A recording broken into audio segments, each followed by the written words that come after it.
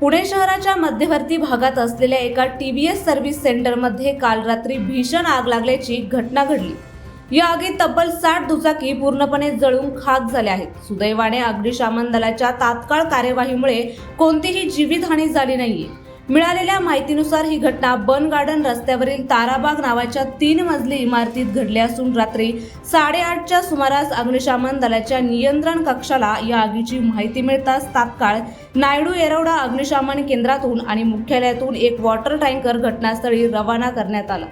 धुराचे प्रमाण जास्त असल्यामुळे श्रवण यंत्रणा वापरून जवानांनी सुमारे 30 मिनिटांच्या प्रयत्नानंतर आग आटोक्यात आणली। यानंतर कूलिंग ऑपरेशन देखील करण्यात आले आणि या आगीत सगळ्या मिळून इलेक्ट्रॉनिक आणि पेट्रोल अशा दोन्ही प्रकारच्या 60 दुचाकी जळून खाक झाल्यात। आगीचे नेमके कारण अद्याप समजू शकले नाही, परंतु अग्निशमन दलाचे वरिष्ठ अधिकारी विजय भिलारे यांच्या मार्गदर्शनाखाली जवानांनी वेळेत काम करून मोठा धोका टाळलाय। या घटनेच्या वेळी महावितरणाचे कर्मचारी आणि पोलीस अधिकारी देखील यावेळी उपस्थित होते।